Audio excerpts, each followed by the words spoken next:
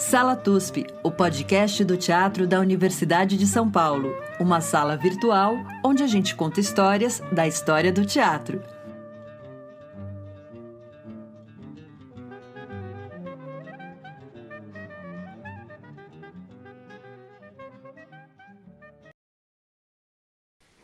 Olá, ouvintes, jacarés e jacaroas da nossa sala virtual, Sala TUSP, falando de história das teatralidades plurais brasileiras. Eu, Maria Temblau, devidamente transformada num réptil, muito feliz, aqui de São Paulo, conversando com o nosso jacaré, Pérez.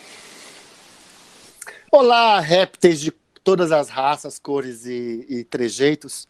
Bem-vindos à Sala TUSP. Aqui nós somos bem democráticos com todos os tipos de répteis, desde que sejam répteis, né? Venham e sejam bem-vindos à sala. Hoje nós vamos falar com uma pessoa que mora dentro dos nossos corações e aquece nossas vidas com seu cabelo de fogo. Vocês vão descobrir logo menos quem é. Até porque já leu também na nossa chamada. Sim, né? adoro misterinho. A gente faz o mistério, mas assim, é o título do filme, né? Essa é minha mãe, né? Não é? Tu não tem isso. Ai. Então, estamos aqui com Roberta Carboni, queridíssima, linda. Oi, Roberta, também no frio de São Paulo. Sim, olá Maria, olá Chico, muito feliz de estar aqui com vocês, poder conversar um pouco, trocar um pouco sobre as minhas pesquisas. E estou aqui no frio de São Paulo, vacinada também já. Eba! Gente, emoção inenarrável, tenho que dizer. Uma coisa muito forte, a alegria de ver cada pessoa conhecida sendo vacinada. Sim, dá um alívio, né? Nossa, não, é que daí a gente sente a violência realmente que a gente tem vivido, né? Eu senti isso mesmo, assim, tanto que caí depois também. Foi muito forte para mim. Muita gratidão neste momento a todos os cientistas, pesquisadores do mundo, seres humanos integrados à humanidade da humanidade. Vou apresentar a Roberta pelo currículo FAPESP. A gente fala isso porque a gente está na universidade, então a gente geralmente apresenta os entrevistados pelo currículo de pesquisador. A gente sabe que esse currículo ele não dá conta de toda a história de vida da pessoa, mas a gente reitera a importância da pesquisa e a importância das agências de pesquisa do nosso país, por isso também essa menção recorrente à FAPESP, Oxalá. A Roberta ela possui graduação em Educação Artística, com habilitação em Artes Cênicas, pela ECA USP, e mestrado em História do Teatro pela USP também, com orientação da Maria Silvia Beth. E agora está fazendo um doutorado também com orientação da Maria Silvia Beth, que nós já entrevistamos no nosso podcast, iniciando sessão Hiperlinks. Vocês podem e devem ouvir a entrevista que fizemos com ela, porque Maria Silvia falou de Vianinha, que vai estar muito presente aqui na nossa conversa de hoje. E ela tem esse financiamento da CAPES CNPq para a atual pesquisa. O objeto de pesquisa de Roberta, tanto no mestrado como agora no doutorado, é o nosso incrível, querido, maravilhoso João das Neves. É isso, Roberta? Sim, Maria. Bom, quero agradecer vocês por estar aqui hoje e também agradecer a Maria Silvia, que é uma orientadora incrível e uma professora exemplar. E vou partilhar um pouquinho aqui da minha pesquisa, então, como você já anunciou, né, Maria, sobre o João. Bom, eu estou agora no doutorado, né, contando com o financiamento da CAPES, como você disse, muito obrigada. E desde o mestrado, eu venho pesquisando os trabalhos do João das Neves. No mestrado, eu pesquisei os trabalhos dele no pré-64, ou seja, no pré-golpe, e eu analisei 4 críticas que ele escreveu para o jornal comunista Novos Rumos.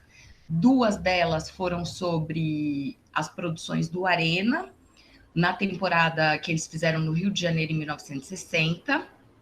Uma delas foi sobre A Mais-Valia Vai Acabar, Seu Edgar, que já foi ali o início do projeto que se desencadeou no CPC, na criação do Centro Popular de Cultura do Rio de Janeiro.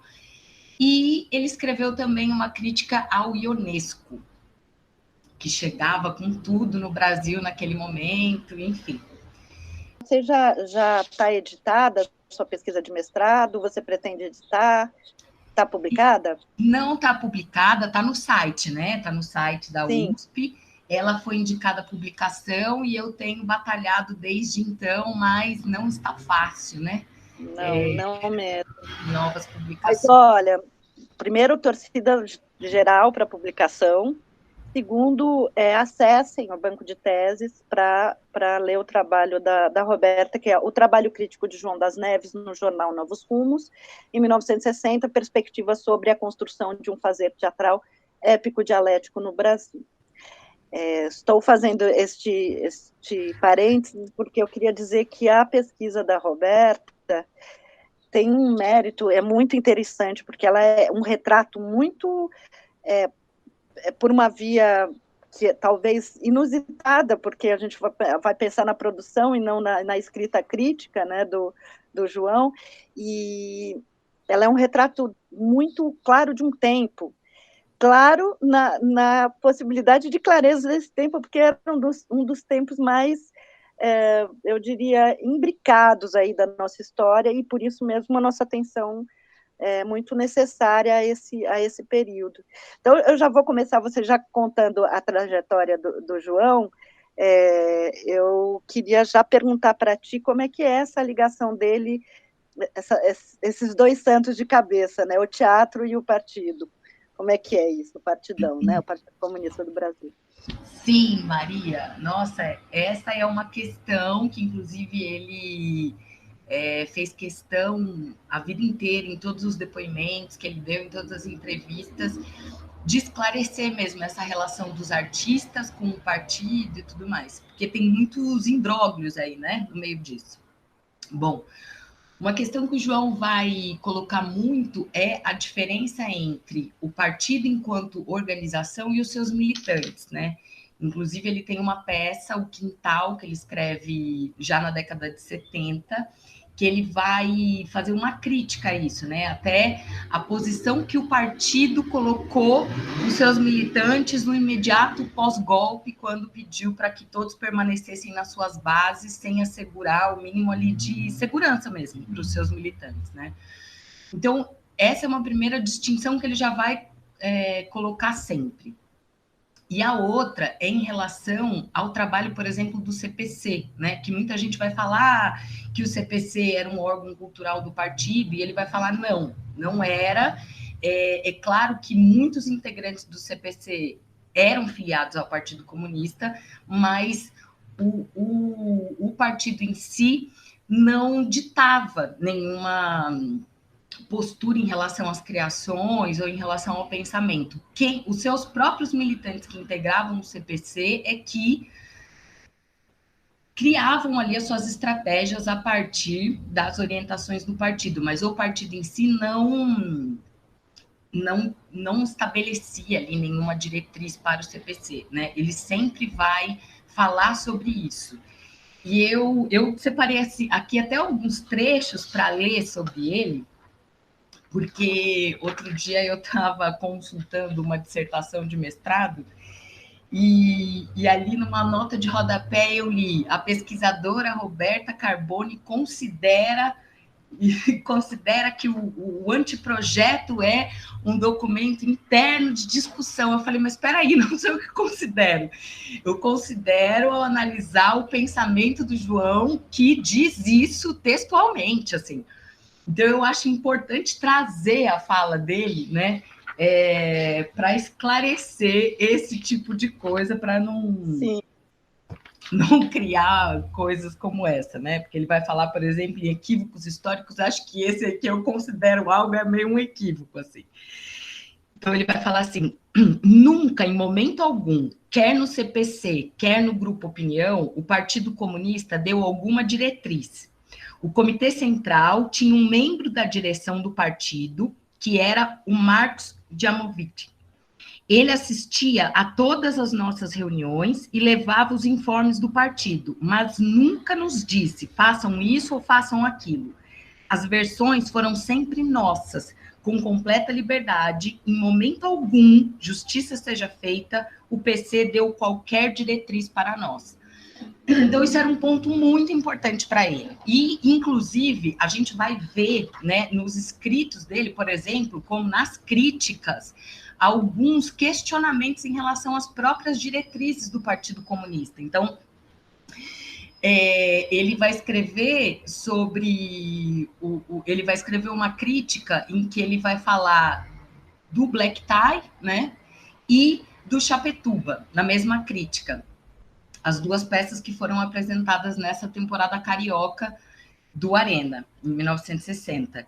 E aí ele vai colocar em questão o que ele vai chamar de duas vertentes do teatro brasileiro, uma de caráter nacionalista e uma que procura representar a luta de classes. Ele, na verdade, quando ele está fazendo essa crítica, ele já está ecoando uma fala do Vianinha, que está no programa da peça, né? E está ali, de alguma forma, tornando público esse debate. E esse debate é muito interessante, por quê?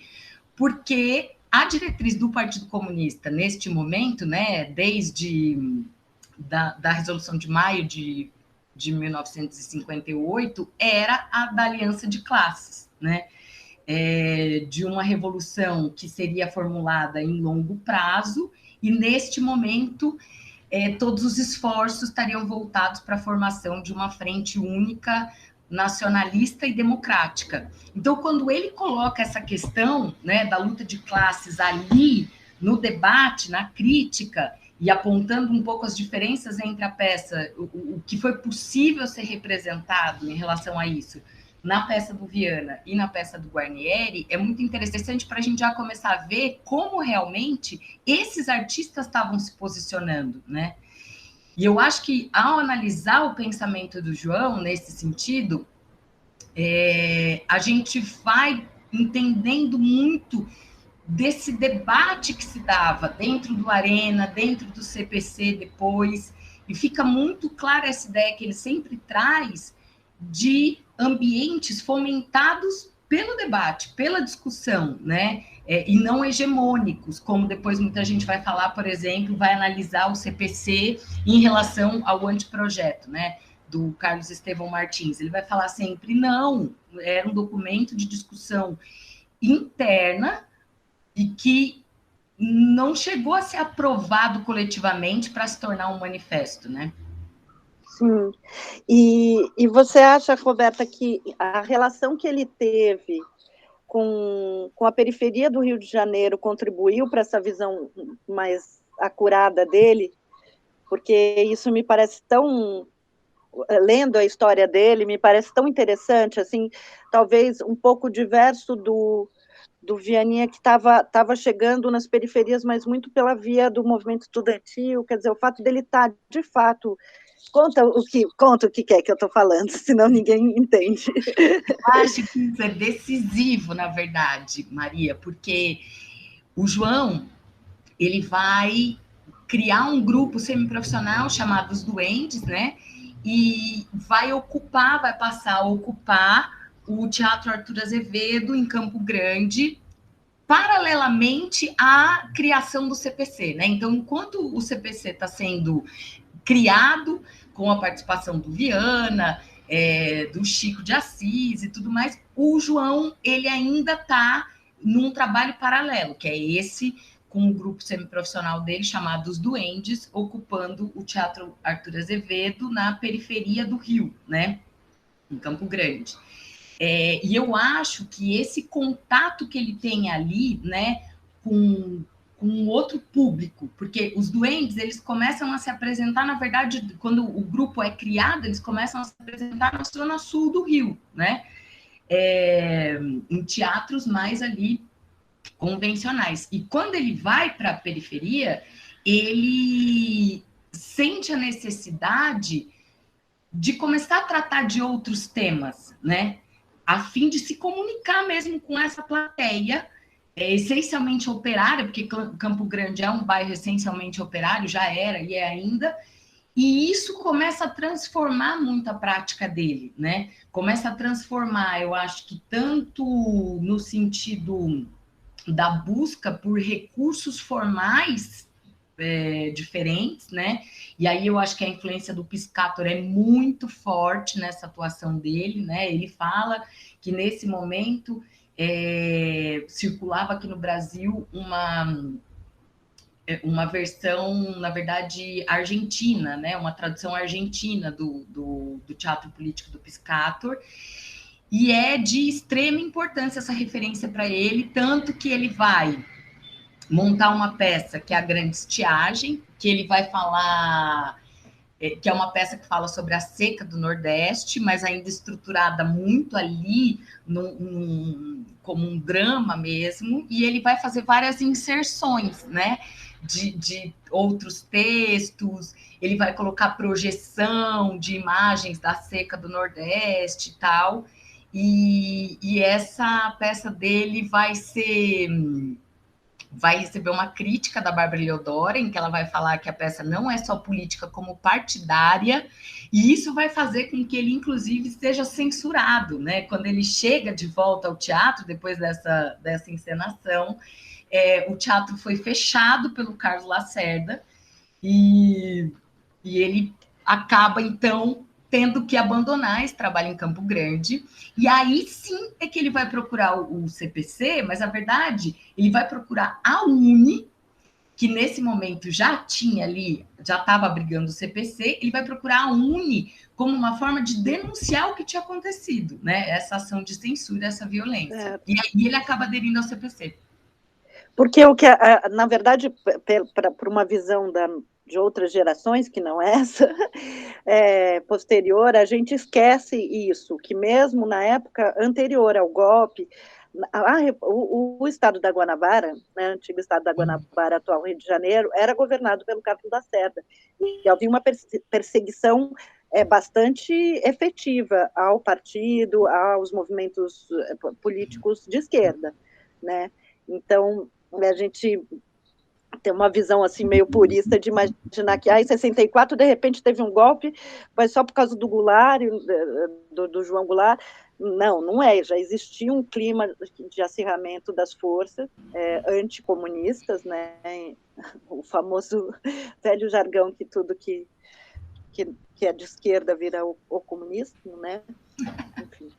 Sim, e é o que você fala, né? Por exemplo, quando o Schwartz vai falar que no imediato pós-golpe quem foi perseguido e caçado no sentido dos artistas era quem estava em contato direto ali com os trabalhadores, a gente já vê isso antes com o João, em 63, numa ação de censura muito próxima ao que depois vai se tornar cada vez mais recorrente, né? Sim.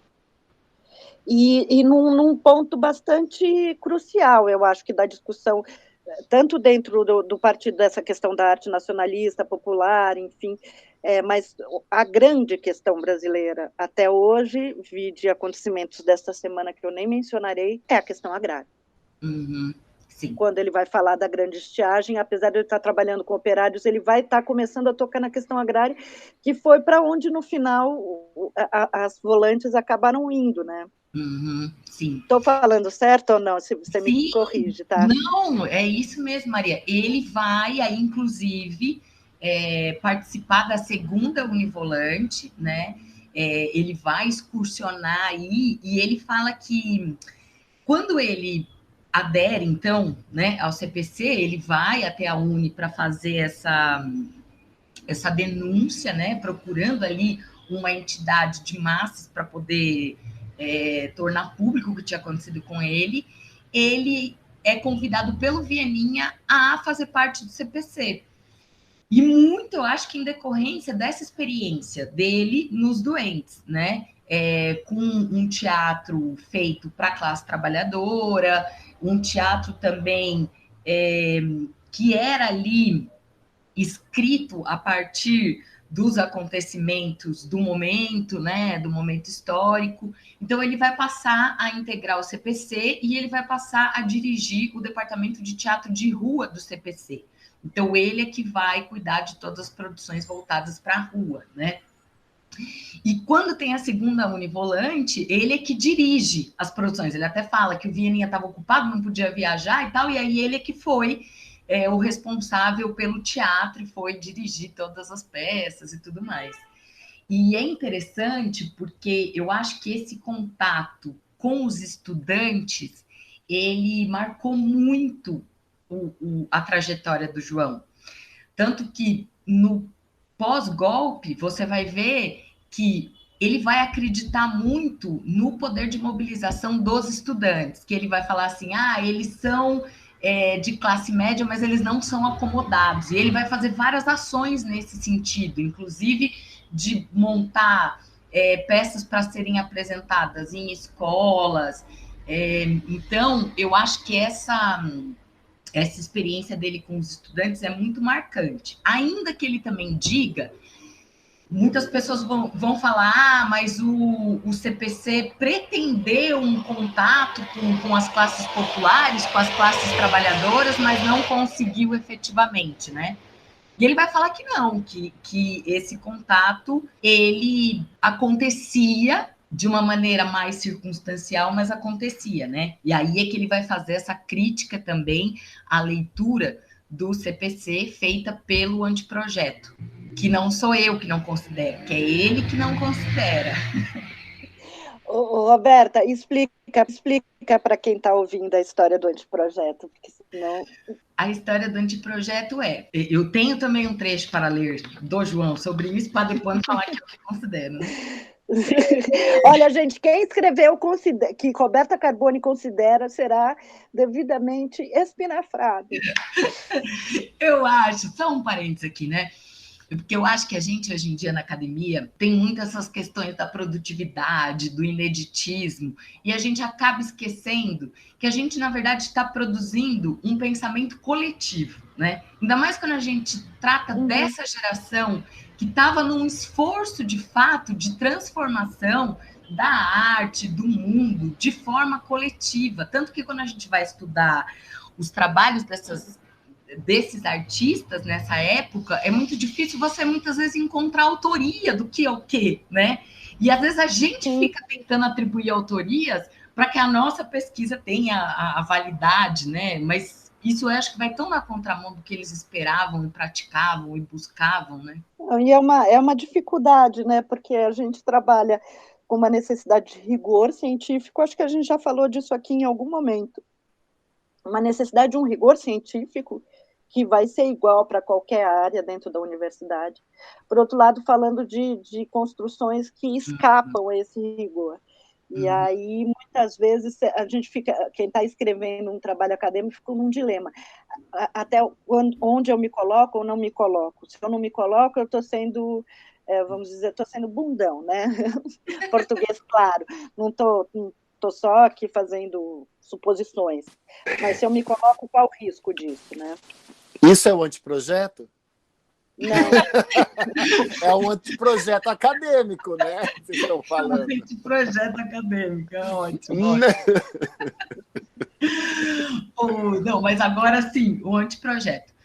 O anteprojeto foi um documento de discussão interna escrito pelo Carlos Estevão Martins, que foi um dos fundadores, né, do Centro Popular de Cultura, junto com o Paulo Viana Filho, Leon Hirschman, e há muitas discussões em torno dele, porque, principalmente, quando se foi avaliar o trabalho do CPC, já na década de 80, né, ou seja, no período já pós-ditadura, se tomou esse documento como um documento oficial, né, como a voz coletiva do CPC. E o João vai fazer questão sempre de falar que não, que era um documento de discussão interna, que ali muitas vozes construíam o CPC, que não dá para tomar aquele documento, né, como o registro oficial do coletivo. E para além do que ele fala, eu acho que ao analisar o que ele estava pensando, o que ele estava lendo, como ele estava analisando e como ele estava escrevendo, faz todo sentido a gente pensar nisso. Aí eu considero, aí agora eu estou considerando. Mas eu vou ler uma frase do João, tá? Sobre isso. Aí depois eu faço as minhas considerações. Ele fala: é importante que se desfaça um equívoco. Normalmente, as pessoas analisam o CPC a partir de um documento escrito pelo Carlos Estevão Martins, em que ele coloca a sua posição e a da corrente que ele liderava no que diz respeito à arte popular revolucionária e etc. Ora, esse documento era para discussão interna e nunca pretendeu ser um manifesto do CPC. Mas, como a maioria dos documentos foram queimados, os pesquisadores, e aí ele coloca entre aspas, passaram a tirar ilações apenas dali. Vejam bem, eu particularmente sempre achei meio furada aquela visão de arte popular. Quer dizer, a visão de um homem profundamente inteligente, mas um intelectual de gabinete, que via as coisas de fora para dentro, sem mergulhar nos acontecimentos, sem tirar deduções mais ricas e profundas. Esse depoimento dele está no livro da Jalusa, CPC, Uma História de Paixão e Consciência. Ele escreveu isso em que ano? O livro da Jalusa, ainda bem que eu estou com ele aqui do lado, só para eu não confundir as datas, ó. 1994. A impressão que me dá, ouvindo isso, é que ele está falando para as pessoas hoje. Uhum. É atualíssimo este tipo de pensamento. Exatamente. Siqueira Júnior, está nos ouvindo? Gente, vocês acompanham aquela discussão dos astrônomos e físicos e cientistas de que o passado e de que o tempo, na verdade, existe um tempo indo para frente, outro indo para trás. O Brasil me faz crer totalmente nessa teoria quântica. ao ler as questões que se colocavam. Até outro dia, ouvindo uma discussão de uma pessoa falando sobre o trotskismo, por exemplo, eu não vou entrar em discussão nenhuma, tá? Mas que é absolutamente contemporâneo, É absurdo. Ontem eu fui reler, né, uns trechos da minha dissertação para poder rememorar aqui algumas coisas para a gente conversar. E numa das críticas do João, ele está falando sobre a questão do irracionalismo. E aí eu fiquei pensando, eu falei, gente, como a gente revive esses processos, né? E a gente está vivendo um momento absolutamente irracionalista, né? A atualidade de todo esse pensamento. E pensar que a gente pode pensar a arte dentro desse contexto é importante, gente. Às vezes o pessoal acha que a esquerda é chata. A esquerda é chata, mas, gente, né? Por favor, vamos pensar no que está acontecendo. Sim. A esquerda é chata, mas a esquerda ainda não ouviu as considerações de Roberta Carbone. Agora as minhas considerações. Agora sim, né? Por que eu acho que faz muito sentido essa afirmação do João, né? Porque quando você vai olhar para o que ele estava lendo e como ele estava discutindo, por exemplo, uma referência que ele traz numa crítica dele, que é a mais conhecida, eu acho, que é o Revolução e Contradição, que ele vai falar sobre o passo em falso que o Arena estava dando em relação a fazer um teatro voltado para a classe trabalhadora, mas apresentado para a classe média, e esse é o ponto mais, acho que, discutido e debatido dessa crítica dele. Ele também traz uma referência ali, que é um texto do Brecht que já estava sendo discutido nesse momento, que a gente não tem muita referência, né, sobre o que chegava ou não nesse momento que estava sendo traduzido ou não. E aí ele vai citar uma referência, ele vai fazer referência a um texto que é a utilização de um modelo restringe a liberdade artística, e ele vai debater a peça do Boal, né, o Revolução na América do Sul, que a crítica é sobre essa peça, muito a partir desse texto. E ali tem muitas questões, por exemplo, absolutamente contrárias ao anteprojeto. Então, uma delas é sobre a questão da liberdade do artista. Porque o Brecht vai justamente falar, se vocês acham que fazer um teatro épico engajado é não ter liberdade, vocês já pensaram nos artistas dramáticos, né, que estão ali absolutamente em função do público, da plateia, enfim. Então, esse, por exemplo, é um pensamento que já está no João, ali em 60, e que o Carlos Estevão Martins vai escrever no anteprojeto a favor dessa submissão. Então, o Carlos Estevão Martins vai falar, quando um artista de classe média vai falar para uma outra classe que não a dele, ele vai ter que se submeter, né? Ele não vai poder gozar de toda a sua liberdade artística. Então, por exemplo, isso já é uma coisa que o João já lia e questionava lá no Brecht em 60. Então, faz sentido realmente, por exemplo, o João, que foi um integrante do CPC, não concordar com esse pensamento. Outra coisa, o Carlos Estevão ele vai fazer ele vai tratar a questão da forma e do conteúdo como coisas dicotômicas. Então, para ele existe um conteúdo deve ser engajado, enquanto a forma deve ser conservadora. Porque o que ele acha? Que os artistas devem pegar as formas de mais impacto popular, digamos assim, e enxertar nelas conteúdos revolucionários. Ou seja, o João, nessa mesma crítica, lá em 60, vai começar a colocar a questão de um novo modelo dramatúrgico, né? Com modelo épico dialético. Por isso, inclusive, que no meu mestrado, eu digo que ele pode ser considerado o primeiro crítico épico dialético do Brasil, porque ele vai começar a ler justamente essa questão de um novo modelo que se apresenta em função das necessidades dos novos conteúdos que estavam sendo postos, que estavam sendo representados, né? Então, por exemplo, isso que você vê no Carlos Estevão, você já vê ali no pensamento do João, em 1960, né? Que ele está colocando isso em questão. E Roberto, ele teve acesso a Brecht, você demonstra isso muito claramente, você considera isso muito claramente, é brincadeira, no seu mestrado, na sua dissertação, porque o trecho que ele, João, coloca numa crítica é praticamente o texto brechtiano do Organon, não é? Você vê que ele está lendo Brecht, sabe? Não sabemos exatamente em que tradução, de que forma que chegou isso no país, embora outro dia falávamos sobre Brecht ter chegado desde a década de 50 no país. Ele teve uma recepção bastante imediata, né? Assim, antes do falecimento dele, inclusive. Mas, como que o João teve essa formação? Ele fez a Fundação Brasileira de Teatro, fundada pela Dulcina, no Rio, trabalhou com tablado, mas era um bicho curioso, era isso? Ele tinha esse acesso de curiosidade mesmo, de ir atrás de material?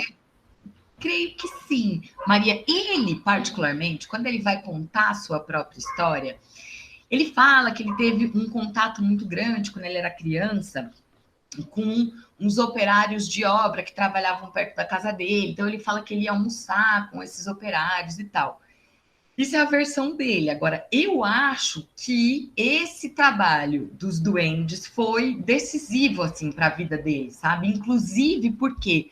Porque não só o contato que ele teve ali em Campo Grande, né? E com esse outro público, um público operário, mas também o que isso implicou em relação aos próprios deslocamentos dele, porque ele morava em Copacabana e ele ia de trem, né? Pegava o trem da Central do Brasil ali e ia até o subúrbio. E foi, inclusive, a inspiração dele para escrever O Último Carro, né? Porque ele fala que eles tinham que ir. Ele fala que ele pegava o primeiro trem das 6h30, acho que da manhã, para ir para o teatro trabalhar, e ele voltava no último, da 1h. E ele falava que nesse último trem, as pessoas optavam por ficar no primeiro vagão, no máximo até o terceiro, por conta justamente do que ele vai falar da marginália, né? E aí ele vai falar que as prostitutas trabalhavam nos vagões, principalmente nesse horário, que a maconha rolava solta, eles aproveitavam as pessoas que dormiam para depenar quem estava ali desatento, né? Então, eu acho que essa convivência dele foi marcante.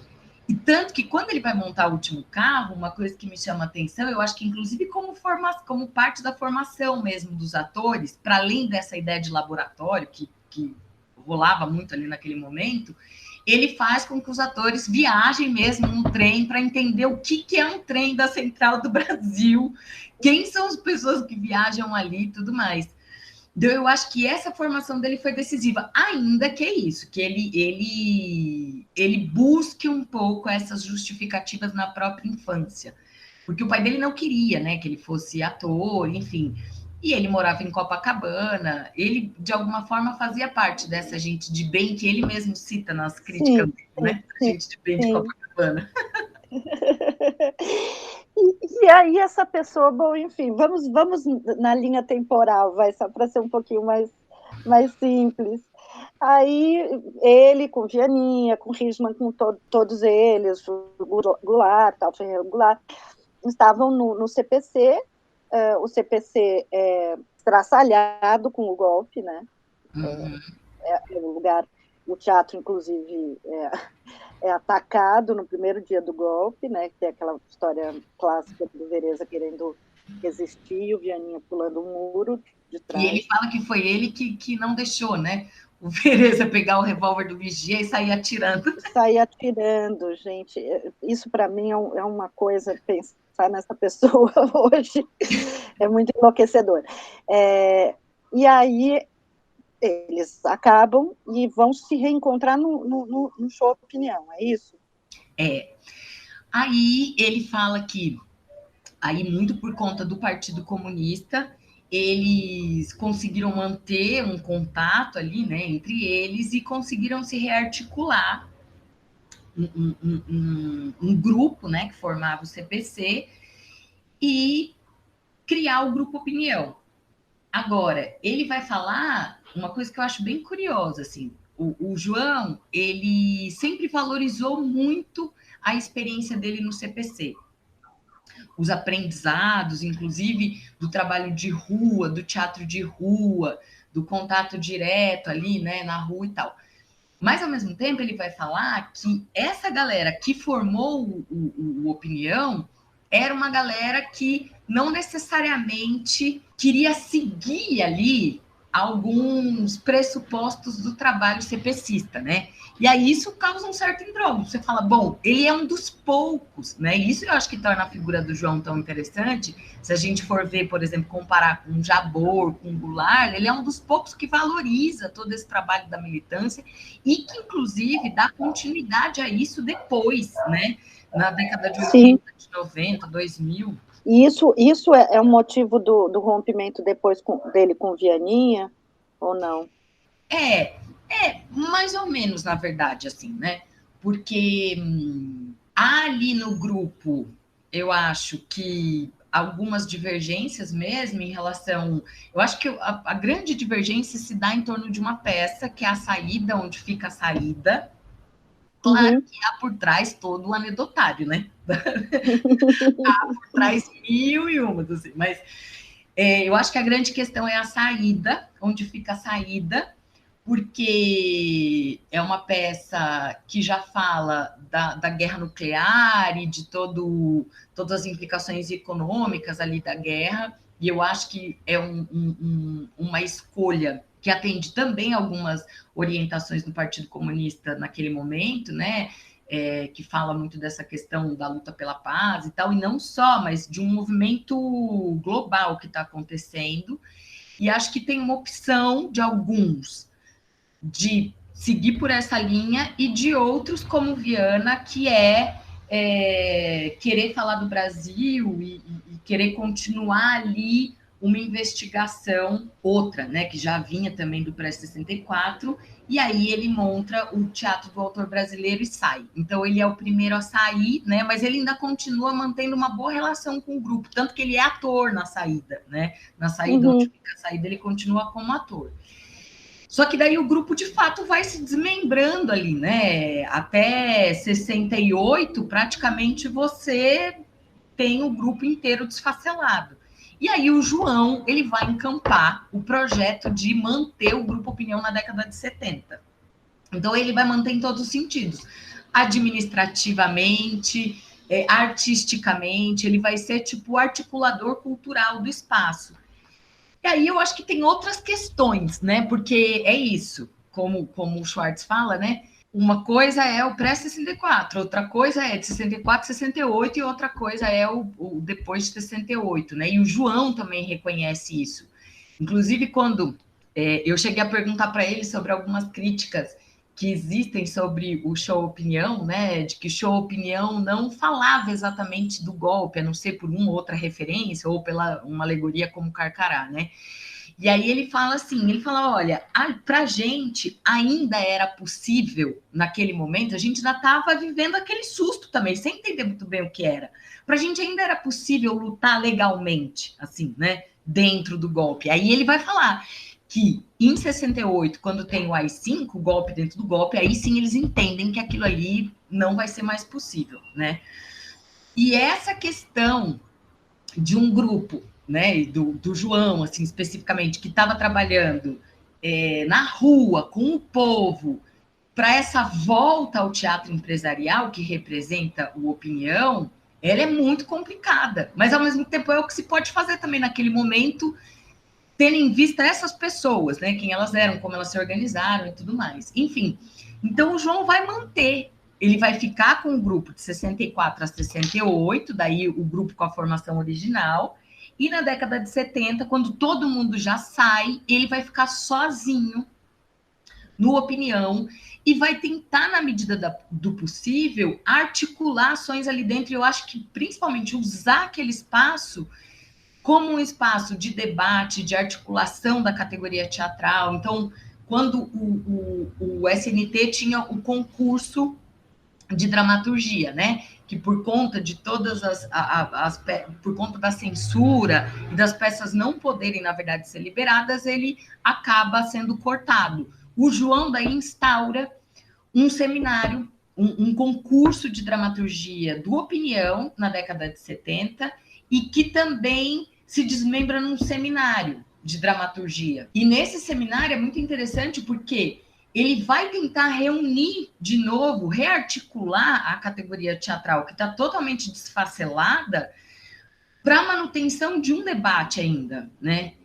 Então, eu acho que ele usa esse espaço também empresarial que ele tem ali, né? O espaço do Opinião, para tentar, de alguma forma, rearticular, juntar essa galera para debater mesmo. E o concurso, ele ainda tem um caráter mais, assim, né, festivalesco, assim. Então, ele premia as primeiras peças, tal, as ganhadoras. Mas o seminário, não. O seminário é só um espaço mesmo que ele cria para os autores serem lidos e debatidos. E uma coisa muito importante é que ele descentraliza muito. Então, ele começa a receber peças do Brasil inteiro. No momento em que a televisão está chegando com um modelo, né, principalmente por causa do videotape, com um modelo muito São Paulo-Rio, né? Então, eu acho muito interessante esse esforço que ele tem, ainda que tenha voltado a um espaço empresarial e tudo mais, acho que também não dá para jogar a água do banho com a criança fora, assim, né? Como às vezes se faz.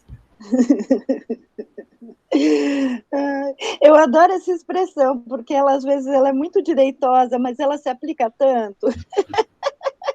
Eu sempre gosto de falar ela com um pouco de ironia, assim, eu senti no seu riso também. Exatamente. Me diz uma coisa, e aí como é que finaliza esse período do João e como que ele vai para um outro momento da vida dele?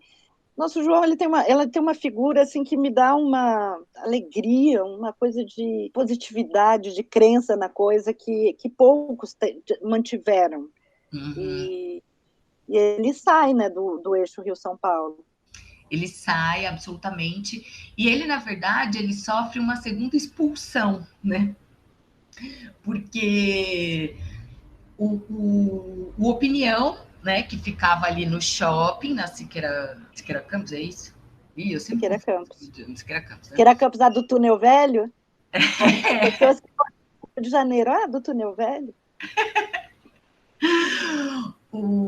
Eles querem vender o espaço, mas eles não podem vender o espaço enquanto o espaço for um teatro, né? muitas notícias você encontra, inclusive que querem fazer um supermercado no lugar do teatro e tudo mais. Mas é qual a estratégia, né? Qual que é a estratégia do mercado para fazer essa desapropriação? Eles interditam o teatro. Eles falam que o teatro não pode ter arquibancadas de madeira, que tem que ter um bebedor para criança, que o banheiro é péssimo, as condições do banheiro são péssimas. Então, eles dão um jeito de interditar o teatro, porque daí só assim eles conseguiriam vender o imóvel para outros fins, né? Aí ele consegue ainda reabrir o teatro, mas ele não consegue mais. Ele consegue ainda por um período, mas o teatro é fechado de novo, e aí ele perde de vez a opinião, porque ele perde, na verdade, o prédio que foi vendido na época, isso em 80, né? Então, assim, ele fica com opinião até 1980. E ele, na mesma época, tinha ganho um prêmio ali de administração do grupo, de manutenção mesmo do grupo até aquele período, aí ele perde, né? Nesse momento ele perde. Aí ele ainda fica ali, o começo da década de 80, ele ainda faz alguns trabalhos no Rio, ele vai dar aula na Cal, que está também sendo fundada nesse momento e tal, e aí depois ele vai para o Acre, a convite da Universidade do Acre, e aí ele começa a trabalhar lá com os indígenas, com não atores, porque o João tem sempre essa ideia dos não atores, né? Já no último carro, quando ele monta no Rio, ele tem ali a colaboração de não atores no espetáculo. Quem vai falar bastante sobre isso é a Natália Batista, no doutorado que ela tem sobre o último carro. E quando ele vem para São Paulo, que ele apresenta o último carro na Bienal, ele abre teste para não atores. E isso causa um burburinho, assim, né? A categoria teatral fica empolvorosa com essa história. Porque como, né? Vai abrir teste para não atores, não atores, enfim. Mas ele sempre tem essa busca por trabalhar com não atores. E aí ele vai trabalhar com donas de casa, indígenas, enfim. E ele articula uma oficina, então, né? Na verdade, ele é convidado para dar uma oficina, e dessa oficina ele acaba articulando um grupo, que é o Poronga, e aí ali ele monta caderno de acontecimentos, depois tributa Chico Mendes, tratando muito dessa questão dos povos da floresta, né? Os indígenas e os seringueiros acrianos, que estão ali numa questão muito complicada em relação principalmente aos latifundiários, que começam a comprar as terras para cultivo de gado e tal. Então, aí ele vai tratar dessas questões durante esse período e vai ficar lá. Depois ele vai se mudar para Minas, e aí ele vai começar a investigar a congada e vai fazer todo um trabalho em relação a isso. Depois ele ainda vai montar o grupo dos 10 agora, mais no final, que continua, que aliás eu adoro, e eu acho um grupo maravilhoso, de Minas. E vai continuar fazendo umas produções, vai continuar. Ele, inclusive, ele faleceu em 2018. Se eu não me engano, acho que em 2018 mesmo, ele ainda lançou um livro de poemas independente. Então, assim, ele produziu até o final, ele estava criando e produzindo até o final da vida dele. E eu tive a oportunidade de acompanhar um processo que ele dirigiu. Ele foi convidado aqui para dirigir pela UMES, para dirigir Os Azeredos Mais os Benevides, do Viana. E aí eu pude acompanhar um pouco a direção dele, né? O que foi muito legal, ver o João trabalhando ali na prática, né? E eu mesma me apropriei muito desse trabalho para poder, enfim, criar e dar aula e tudo mais. Roberta, a gente está chegando no final. Obviamente, um programa é impossível para dar conta do João, né? É impossível. Mas eu queria ouvir de você, assim. Roberta, vamos supor que eu sou sua sobrinha, sua netinha. Eu chego, Roberta, existia uma pessoa chamada João das Neves. O que você me pode dizer sobre ela? Eu acho que o João era uma pessoa muito generosa, muito inquieta, que queria estar junto, que queria criar. Então, por exemplo, em relação à minha pesquisa mesmo, né? ele fazia questão de... Isso é difícil, eu acho. E isso, enquanto os artistas estão vivos, é uma questão que depois que eles falecem, vira um problema, assim. Que ele sempre fazia questão de fornecer todos os materiais para análise, de conversar. Eu fiz várias entrevistas com ele ao longo da pesquisa. Ele leu o meu mestrado, ele fez considerações, ele falou assim, Roberta, acho que você vai muito direto ao ponto, acho que esse pessoal da academia gosta muito de citações, muito de teorias, e eu sinto que você está indo mais na prática, exato. E o que eu queria era justamente registrar e poder analisar o que eu estava vendo do trabalho dele. E ele é uma pessoa da prática, né?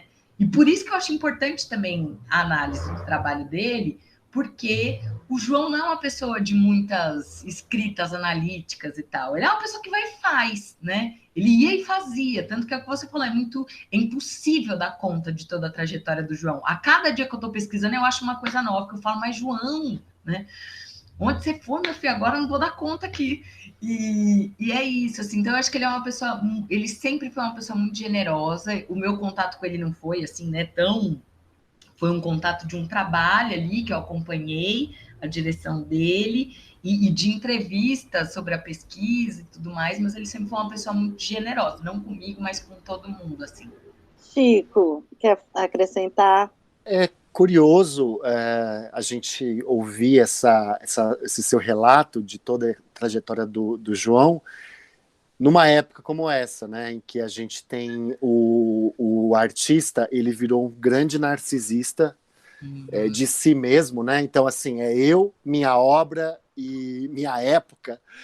E enquanto a gente lida com uma figura como essa, que é uma figura tão aberta, né, tão plural, e ao mesmo tempo uma figura pública, no sentido literal da palavra, aberta a dialogar com as pessoas, é um político, é um artista, é um movimentador, é um pensador e, acima de tudo, é um ser humano que acolhe as pessoas, de certa forma, né, Roberto? Então é muito interessante você jogar uma luz acadêmica em cima desta figura, com esse aspecto, numa época como essa, em que o que importa é que a Terra pode ser plana ou redonda, mas tem que girar em torno do meu umbigo. O cara foi pro Acre. Tem pessoas que não acreditam que o Acre existe. Entendeu? Aí o cara vai pro Acre trabalhar com os indígenas e monta uma peça. Bicho, isso é muito mais generoso do que a produção de uma vida inteira de vários artistas ou pseudo-artistas que a gente ouve e vê por aí, né? Só essa ação, imagina as outras. Não, e vai para ouvir, né? Porque era essa discussão, vai para ouvir, não vai lá para acertar qual que vai ser. Não vai com a bandeira do iluminismo, vim aqui para catequizá-los, né? E até porque o que chegou para a gente mais forte do João era justamente as suas experiências teatrais inovadoras, a questão de ocupar o espaço, de trabalhar com o não ator, de trabalhar com a tecnologia do momento e tudo mais. E aí você vem com um relato de uma outra figura, que é um pouco mais... que vem um pouco mais embaixo dessa questão, mas é a base de todo o trabalho dele, né? Isso é incrível. Apaixonado pelo João e por você. Mas todo mundo fica. Eu acho que eu poderia encerrar esse programa desse jeito. Assim, já que eu fiz... Por isso que eu fiz a vovó, a tia Roberta Camões, quem foi João das Neves. Porque uma pessoa apaixonante, assim. Todos os que tiveram contato com ele deixam isso muito claro. Se quisera, nós tivéssemos esse espírito em nós todos. Temos, não tanto, não chegamos ao Acre ainda, mas chegaremos, quem sabe. O Acre está lá, a gente que está aqui, gente. Exato. Não tem que chegar, ele está lá. Ainda é. Então, nos despedimos com beijos, abraços, árvores e Acre. Beijos. Beijos, obrigada.